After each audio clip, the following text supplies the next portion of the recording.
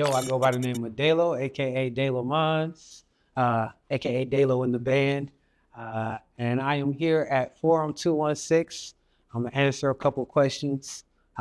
Picture the EP coming soon. What kind of teenager were you? I was super motivated. Like when I was, right before I was a teen, I sang, and I was in the Cleveland Orchestra Children's Singing Chorus, and did all of these variety shows and stuff like that. And I was in this small town called Windham out in Portage County for a couple years, and they called me Lil Michael. So, I had already had my level up here, you know what I mean?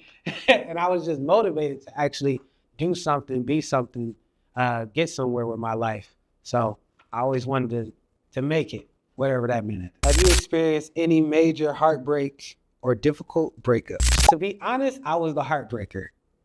I didn't mean to. I could have sworn that I was I could have sworn that I was used to always believe that I would look a girl in the eyes and she'd look across the road at me in the eyes. I look at her in the eyes and then be like, oh yeah, this is like love at first sight. Like I was such a little cheesy kid.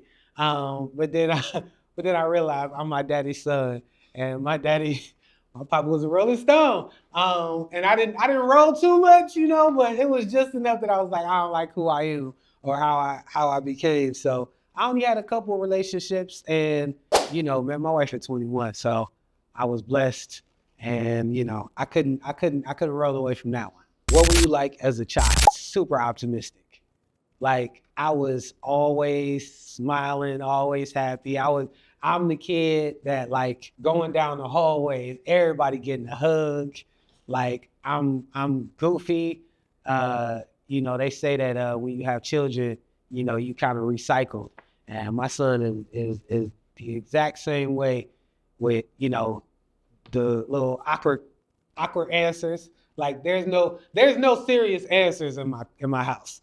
The first thing that always gets answered, you can't completely think it's going to be a good answer, because it might just be a joke. But yeah, I was a cool kid, man. I didn't try to get into too much trouble, but I did leave scuff marks on the wall of the hallway a couple of times. So I had a lot of energy. What's an important lesson you've learned in life?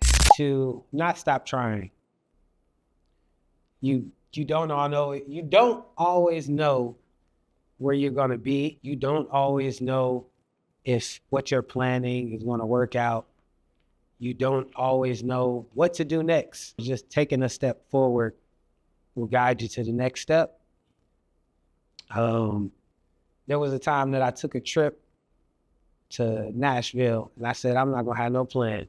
I'm gonna meet one person, and then I'm gonna ask them where I should go next. And I wound up doing a whole weekend, and I had a great time. I wound up meeting so many people, experiencing it in a whole different light. I was really guided along the way. So I feel like life is that way a lot of times, where you might go through a loss, or you might go through some situations and some scenarios, and it's tough to figure out what to do next, but don't stop trying. The minute you stop trying, the ideas might stop coming. What's been the most important relationship in your life, and why? Of course, it's my wife. I got married at 21, and if you knew me before 21, you would be shocked about that, because I literally was always, as optimistic as I was honest too. Like I'd be like, why get into a relationship when it's gotta end? Like it has to. The only two things are certain is you live and you die. So it has to end. So that means I have to be with somebody that I'm going to eventually lose. And that was always a hard pill for me to swallow. But when I realized that this is somebody who not only gets me, but I get them. They don't reject me. They understand when I'm going through something. And when we don't understand each other, we still try to understand each other. At a certain point, I had to realize that I would be putting more negative things on a list just out of my fear and not actually seeing all the positive that this person brings to me. So yeah, has to be wifey, Miss Dalo. What's the hardest thing you've ever done? Bury my brother. I was 24. He was 4 years older than me. And it's crazy because even when I look at pictures now, he still looks older than me. And it's been over 10 years.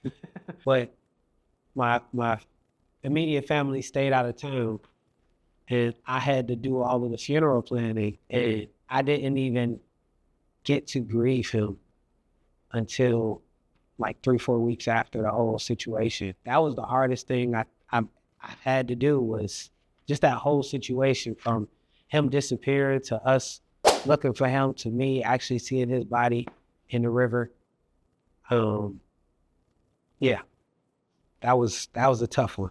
How have your views on love and relationships changed? I think I see them more in a realistic sense now. Love to me before used to be like a fairy tale. I used to think it was just going to be perfect.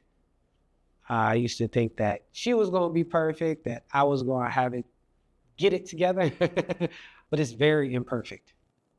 It literally, it ebbs and flows.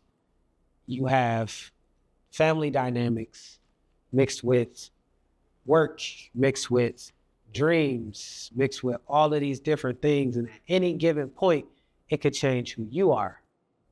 It could change who they are. And if you still want this relationship to work and this love to work, you continue to find out who they are, meet them where they are, they meet you where you are, and it changes your perception, it changes their perception. So it has to ebb and flow. If you want to get into a relationship for it to be the exact same, you should never get into a relationship. If you could give one piece of advice to your younger self, what would it be? Don't be afraid to put out the imperfect. Like, put it out, give your best, put your best foot forward, and then just move with it. Move with those ideas. Move with that decision. I regret nothing, but I feel like I can say I regret a whole lot less if I did more.